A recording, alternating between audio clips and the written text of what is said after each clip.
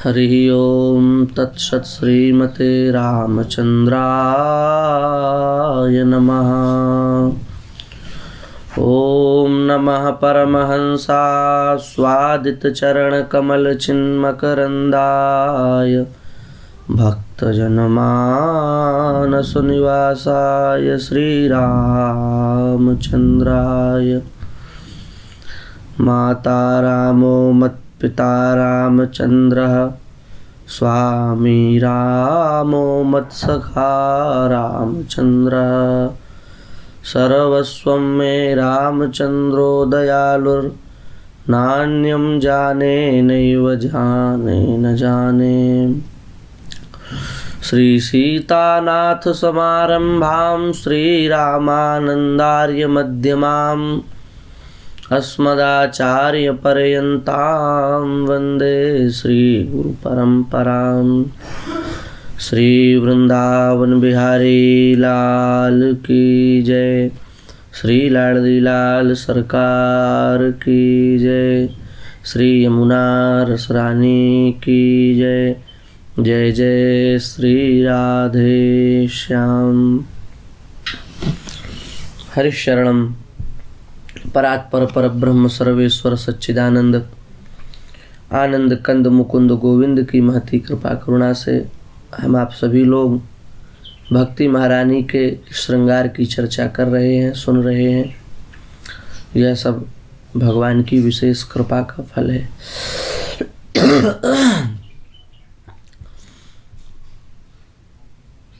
समय का अत्यधिक अभाव होने के कारण बस कैसे भी करके नियम की पूर्ति की जा रही है। उस दृष्टि से अत्यंत संक्षेप में भक्ति महारानी की चर्चा हो रही है। बड़ी प्यारी चर्चा चल रही है। 4 पंक्तियों में से 3 पंक्तियों की व्याख्या हो चुकी है। अंतिम जो चौथी पंक्ति है उसकी थोड़ी सी व्याख्या बची है। श्री प्रियादास जी महाराज कह रहे हैं, भक्ति महारानी को श्रृंगार चारु बीरी चाह रहे जो निहार।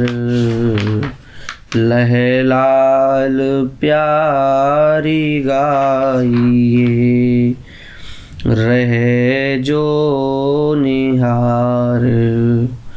लह लाल प्यारी गाइए। कह रहे हैं भक्ति महारानी को श्रृंगार चारु। इस प्रकार से विधि पूर्वक भक्ति महारानी का सुंदर श्रृंगार कर ले और संपूर्ण श्रृंगार करने के बाद में फिर भक्ति महारानी की प्रसन्नता के लिए उनको बीरी का भोग लगावे। पान का पत्ता, उस पान के पत्ते में कुछ द्रव्य का उसको डाल करके स्वास्थ्य से संबंधित, आयुर्वेद से संबंधित कुछ ऐसे द्रव्य हैं, उनको डाल करके और फिर वो भगवान को भोग के लिए समर्पित किया जाता है। उसको बीरी कहते हैं। रसिकों की भाषा में, ब्रज भाषा में बीरी कहा जाता है। वो पान के स्वरूप में ही होता है पर उसका नाम दूसरा होता है। उसको पान नहीं कहते, उसको बीरी कहते हैं। तो भक्ति महारानी का इस प्रकार से सुंदर श्रृंगार करे और सुंदर श्रृंगार करके फिर उनके लिए, उनकी प्रसन्नता के लिए बीरी का भोग लगावे। और ऐसा करने से भगवान प्रिया प्रीतम की प्राप्ति होती है, ऐसा रसिक साधु संतों ने कहा है। ये बीरी क्या है? लौकिक दृष्टि में तो बीरी हम लोग जानते ही हैं, पान के पत्ते के आकार में उसी पत्ते पर बनाई जाती है, कुछ पदार्थों को मिला करके उसको बीरी कहते हैं। पर भक्ति महारानी के श्रृंगार में बीरी का क्या स्थान है? भक्ति महारानी के श्रृंगार में जो बीरी है वो चाह है। भगवत प्राप्ति की उत्कट अभिलाषा, यही भक्ति महारानी की सबसे प्रिय वस्तु बीरी है। यदि भगवत प्राप्ति की उत्कट व्याकुलता हमारे चित्त में प्रादुर्भूत नहीं हुई तो अभी हमने भक्ति महारानी को बीरी प्रसाद समर्पित नहीं किया। अरबरात मिलिबे को निस दिन, ऐसी उत्कट व्याकुलता भगवत दर्शन के लिए हमारे नेत्र, हमारे कर्ण, हमारा हृदय सदा सर्वदा व्याकुल बना रहे, ऐसी उत्कट चाह का नाम ही बीरी है। भरत जी महाराज में ये व्याकुलता को आप देख सकते हैं। ये व्याकुलता भरत जी महाराज के जीवन में दिखाई देती है।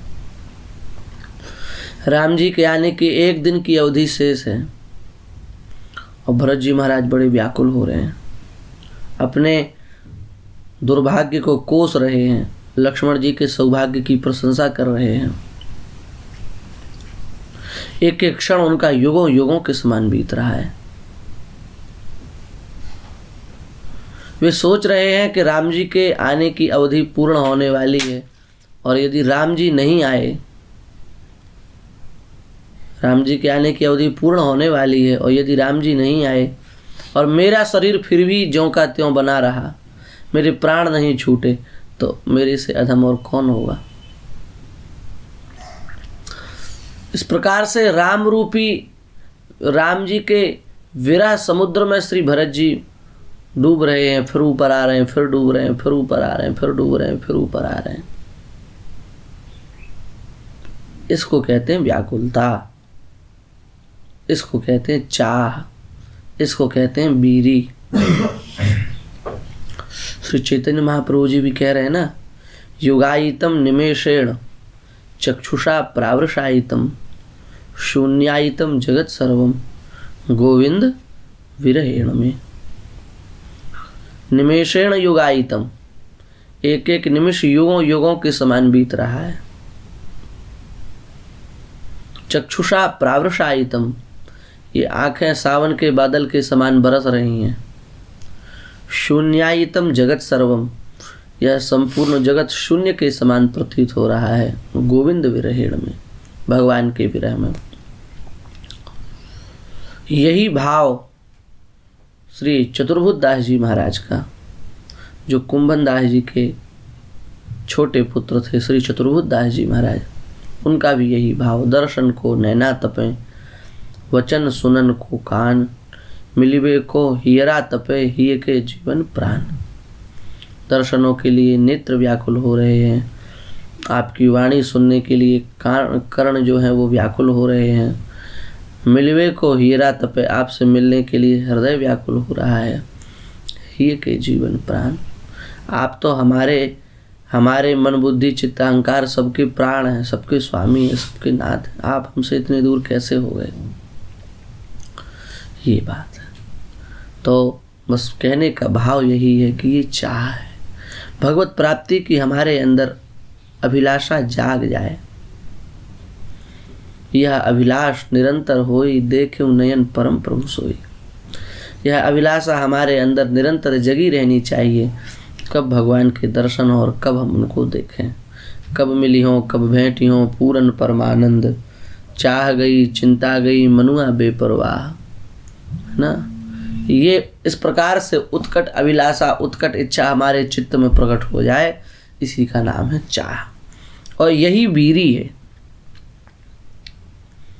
और यदि ये चाह जागृत नहीं हो रही है तो कहीं ना कहीं हमारे साधन में कमी है। हमारे अंदर व्याकुलता उत्पन्न होनी चाहिए, हमारे अंदर भगवत प्राप्ति की चाह जाग जानी चाहिए। वस्तुतः साधन करते करते करते करते करते करते जब अंतःकरण में पवित्रता आ जाती है, तब फिर भगवत दर्शन की व्याकुलता प्रकट होती है। और जब भगवत दर्शन की व्याकुलता एकदम उत्ताल तरंग रहने लगती है, तो उस उत्ताल तरंग में ही भगवत साक्षात्कार का अनुभव होता है। व्याकुलता के बिना भगवत प्राप्ति नहीं होती। भगवान के बिना जिया न जाए, भगवान के बिना रहा न जाए, भगवान के बिना खाया पीना सोना सब वैरन हो गई। नींदरिया निद्रा जो है वो वैरन के समान हमको कष्ट दे रही है। वैरी हो गई नींद हमको, हम लोगों को नींद कितनी प्रिय है, अब वो कह रहे हैं बैरन हो गई, बड़ी, ये तो हमारे लिए शत्रु के समान हो गई।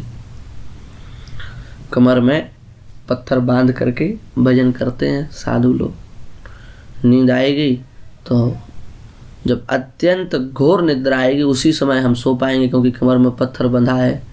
उल्टे सोएंगे तो पूरा वजन ऊपर रहेगा, नहीं सो पाएंगे। सीधे सोएंगे तो भी महाराज पत्थर चुभेगा कमर में, तो भी बहुत कम सो पाएंगे। इस प्रकार से बैठ करके भजन करते, इसको कहते हैं व्याकुलता। कुछ संत ऐसा भजन करते हैं, नदी के किनारे वृक्ष लगा है, उस वृक्ष की जो शाखा नदी की ओर है उसी पर बैठ के भजन करते हैं। नींद आएगी, दम से पानी में गिरेंगे, अपने आप नींद खुल जाएगी, फिर उठेंगे, फिर चढ़ के भजन करेंगे। ये अलग अलग प्रकार की इतनी श्रम, इतनी कठोर साधना की क्या आवश्यकता है? बस भगवान मिल जाए, भगवान मिल जाए। केवल भगवत प्राप्ति के लिए इतनी कठोर साधना, उनको और कुछ नहीं चाहिए। संसार को दिखाने के लिए थोड़ी नहीं वो साधन कर रहे हैं, केवल भगवान मिल जाए। भगवान कैसे तो रीझें, शायद इस स्थिति में देख के भगवान को दया आ जाए, शायद ऐसी परिस्थिति देख करके भगवान को दया आ जाए। इस प्रकार से अलग अलग प्रकारों से भजन करते हैं। जैसे विषयी अलग अलग प्रकार से भोगों को भोगता है ना, उसी प्रकार से भगवान के भक्त अलग अलग प्रकार से भगवान का भजन करके भगवान को प्रसन्न करना चाहते हैं।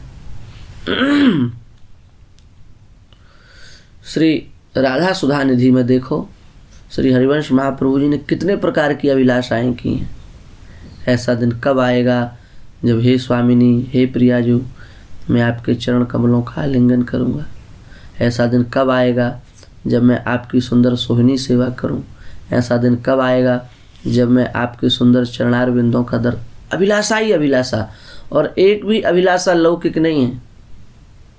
सब अभिलाषा केवल भगवत संबंधी अभिलाषा। वो तो यहाँ तक करे, यत्र यत्र मम जन्म कर्म भीर नारके परमे पदे थवा। मेरे अनंतानंत प्रारब्ध रूप कर्मों के अनुसार जहाँ जहाँ भी जन्म हो, चाहे मुझे नरक जाना पड़े, चाहे मुझे स्वर्ग जाना पड़े, बस हमारी इतनी ही अभिलाषा है। हमको नरक में कोई दुख नहीं होगा, बस आप अपनी मंडली के सहित हमारे आँखों के सामने झूमते रहना। राधिका रति निकुंज मंडली तत्र तत्र हृदय में विराजिता। श्री भगवत रसिक जी महाराज, स्वर्ग नरक अपवर्ग आस नहीं त्रास है, जहाँ राखों तह रहो मानी सुख राशि है। देहु दया करिदान भूलु ना केली को, भगवत रसिक तमाल बिलोकों बेली को। स्वर्ग की इच्छा नहीं है, नरक का डर नहीं है।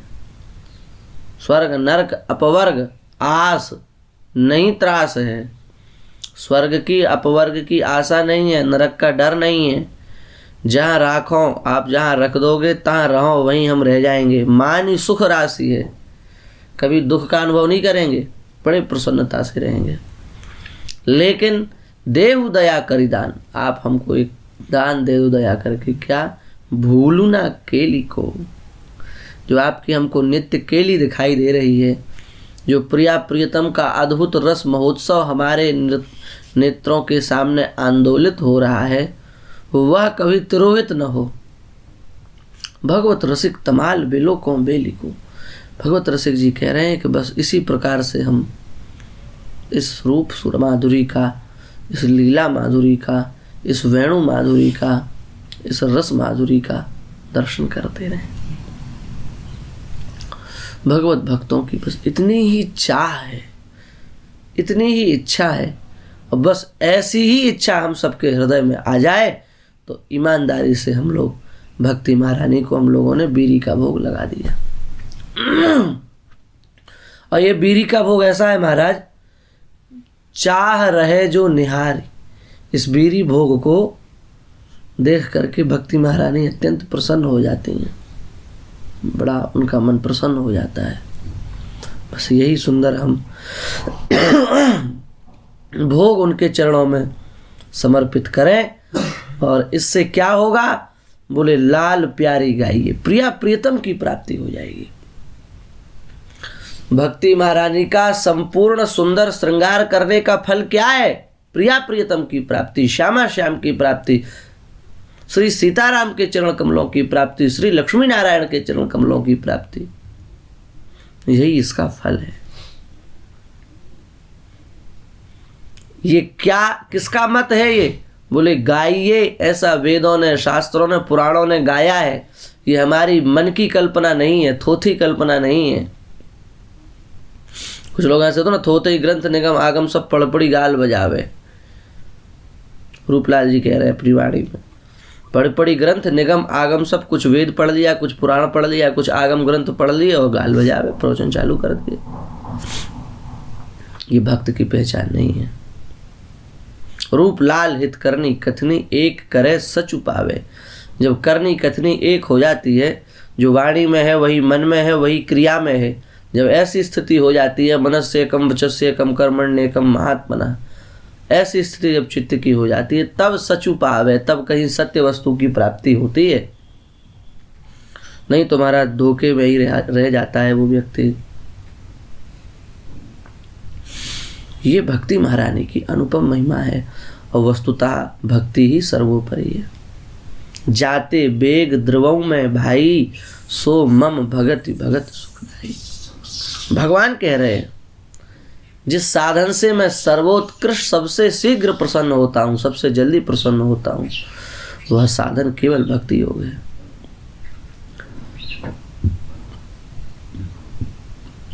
भक्ति की प्राप्ति कब होगी? बोले जब संत की प्राप्ति होगी, तब भक्ति की प्राप्ति होगी। संत चरणाश्रय लेने पर ही भक्ति की प्राप्ति होगी। इसलिए भैया बस इसी भक्ति का हम, इस रस रूपा प्रेम रूपा भक्ति का हम श्रृंगार करते रहें और इस श्रृंगार के फलस्वरूप प्रिया प्रियतम की हमको प्राप्ति हो, उनके धाम की, उनके नाम की, उनके रूप की, उनकी लीला की हमको सदा सर्वदा स्मृति बनी रहे। बस इसी में जीवन की सार्थकता है, इसी में जीवन का लक्ष्य है, यही मानव जीवन का उद्देश्य है। इसी लक्ष्य की प्राप्ति भक्ति महारानी के श्रृंगार पूर्वक भगवत प्राप्ति से हम सबको हो। इसी भावना के साथ हम ये भक्ति महारानी का श्रृंगार, जैसा भी टूटी फूटी वाणी में हमने कहा, उन्हीं के चरणों में हम इसको समर्पित करते हैं और उनसे यह प्रार्थना करते हैं कि इसके कथन और श्रवण के फल के रूप में हमको बस भगवान की प्राप्ति हो, हम सबका मन भगवान के नाम रूप लीला धाम में लगा रहे। बस इसी भावना के साथ हम अपनी वाणी को भगवान के चरणों में समर्पित करते हैं। श्री वृंदावन बिहारी लाल की जय, श्री भक्ति महारानी की जय। जय जय श्री राधे श्याम।